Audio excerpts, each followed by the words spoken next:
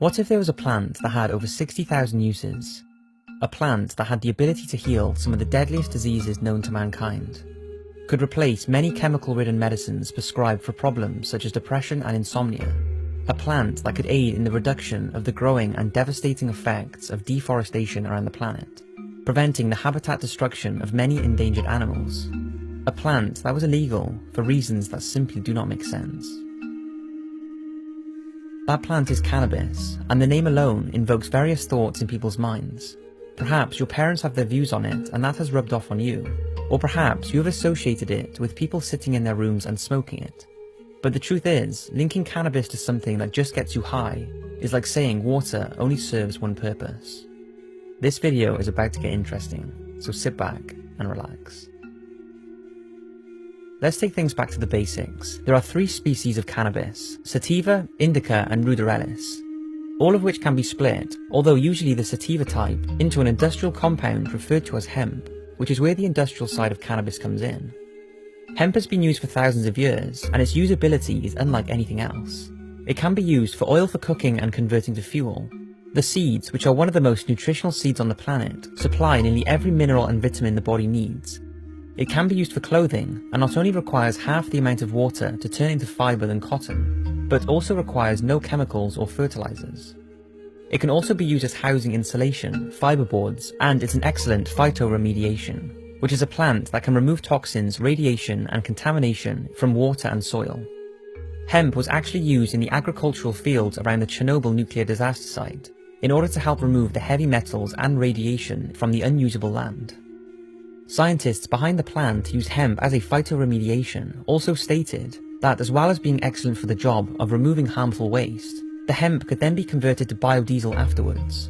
Now, the conversion to biodiesel is far from environmentally friendly, but the fact this plant has the ability to do this is incredible. Hemp's natural process of removing harmful toxins was also considered for the nuclear meltdown in Fukushima, although because of the strict cannabis laws in Japan, hemp was not used. But the 2 main resources that can be produced using hemp that could have a profound impact on the planet and our lives is paper and plastic. According to a study conducted in 1916, it's believed 1 acre of hemp over the course of 20 years can produce 4 to 10 times the amount of paper than trees. And although the deforestation problem we are faced with today is attributed to many things, reducing the need for tree paper by using hemp would still reduce the damaging effects paper production has, which sees roughly 4 billion trees being cut down a year for that purpose. Yet, less than 0.1% of the paper we use today is made with hemp. Hemp plastic, which can not only be made to be completely biodegradable, reducing the enormous amount of pollution on beaches and destruction to marine life, can also be produced with little or no chemicals, which we all know makes up the majority of plastic we use today.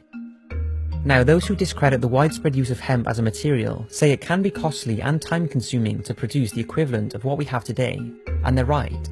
However, cheaper is not always best, as has been shown with the impact of chemically ridden and non-degradable products we consume.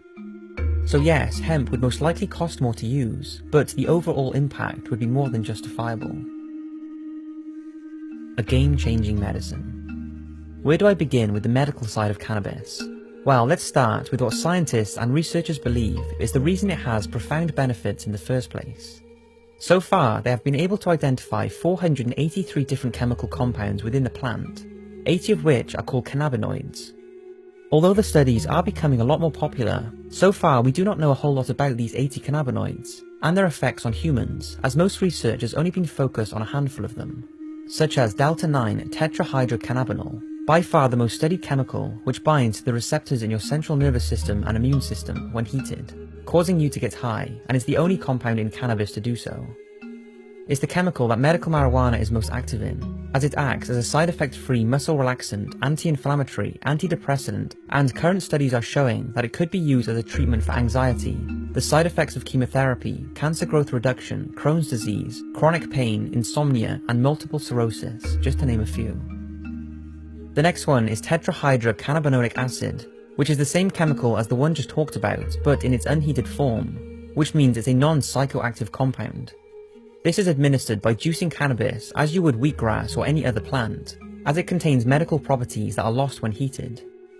This chemical is in its early stages of research, but is thought to be an effective treatment as an anti-inflammatory and a variety of illnesses without any significant side effects, and also will not give patients the feeling of a high. Cannabidiol is similar and has been linked as an effective aid for anxiety, nausea, acne, schizophrenia, and many neurodegenerative diseases. However, truth be told, these studies have not gone on long enough for us to know the full benefits cannabis may have. And there's a reason for that, because it's been illegal in nearly every country since the early 1900s. And let's talk about that. Why is it illegal? We have established that cannabis has thousands of industrial uses, and many of these can be produced with less of an impact on the environment than conventional products. And that cannabis may have more medical benefits than any other natural, untouched product in the world. So why would something with all of these uses and benefits be illegal? It can't be because of the high received when smoked, because if that was the case and the law wanted to protect us, then why would alcohol and tobacco, substances that kill millions every year, or even refined sugar that can be linked to a lot of the health complications humans suffer from today, be legal? That just wouldn't make any sense. But if it's not illegal because of health concerns, then why is it?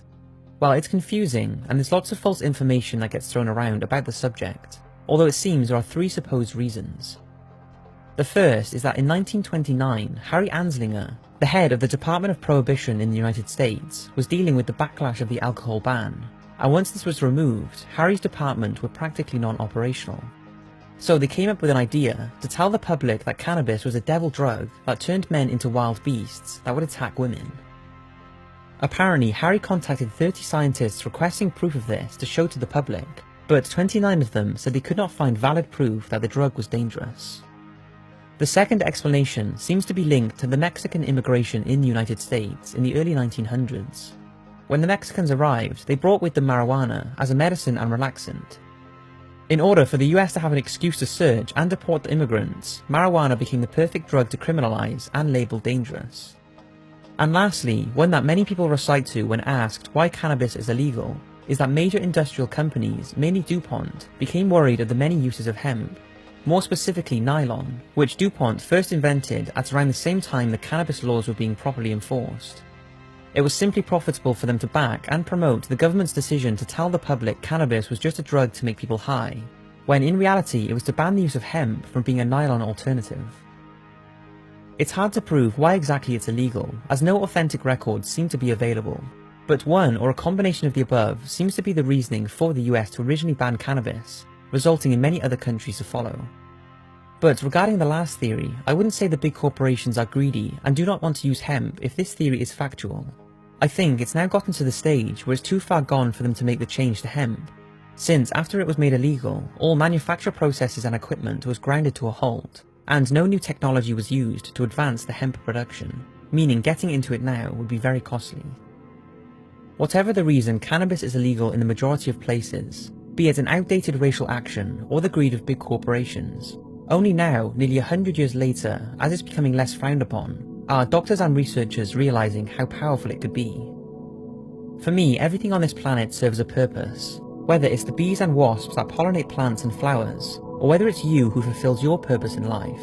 It would seem everything has some reason for being here, and many say cannabis has the purpose of providing humans with thousands of uses, with very little impact on the planet. Yet because just one of the many things it's used for makes you high, the law has perhaps stinted the research and industrial production of one of the most incredible materials on the planet.